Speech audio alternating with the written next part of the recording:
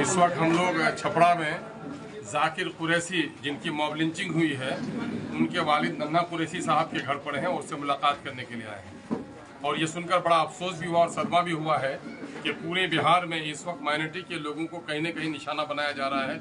Mob lynching के जरिए से उस पर खौफ की एक नफ्सियात पैदा की जा रही है और पुलिस ने अब तक 4 आदमी को गिरफ्तार किया है, लेकिन जो और मॉब लिंचर्स हैं उनकी गिरफ्तारी अभी तक नहीं हो पाई है। दूसरी तरफ ये है कि यहाँ के एसडीओ के बारे में लोगों ने शिकायत की है कि गम और गुस्से की हालत में जिस तरह से बच्चा रोता है तो माँ खिलौना फेंक देता है, तो इसका मतलब ये नहीं कि माँ उसका गला दबा दे। प्रशासन के लोगों की जिम्मेदारी होती है कि जिन लोगों का कत्ल हुआ है, खून हुआ है, जिनका जुल्म हुआ है, उनका आंसू पोंछे। ऐसे वक्त में गम और गुस्से में सड़कों पे टायर जलाना, ये तो राजनीतिक पार्टियों का तरीका रहा है, गम और गुस्सा इजहार करने का रहा है। उस पर आकर जिसने अभद्र गालियां उन्होंने दी हैं, एक अफसर के लिए, जैसा कि हम लोगों ने सुना है, एक अफसर के लिए कहीं से भी ये जेबा नहीं है कि आम लोगों को इस तरह अभद्र गालियां दे। और ये भी हम लोगों ने सुना है कि मरने के बाद भी लाश को इंजेक्शन देने की कोशिश की जा रही थी, जबकि उसकी रूह फना हो गई थी। इस मामले पर दबाने की कोशिश न की जाए।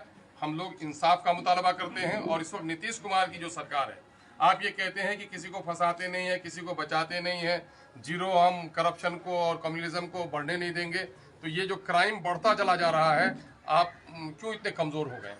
ये कहीं ना कहीं से ऐसी पार्टियां जो माइनॉरिटी के और दलितों के वोटों से खिलवाड़ करती है, उनकी साजिश का एक हिस्सा है कि कहीं ना कहीं से माइनॉरिटी को खौफजदा कराकर कोई किसी वोट को मुत्तहिद करना चाहता है और कुछ लोग हैं कि माइनॉरिटी को खौफ दिलाकर उनके वोटों पर कब्जा करना चाहता है।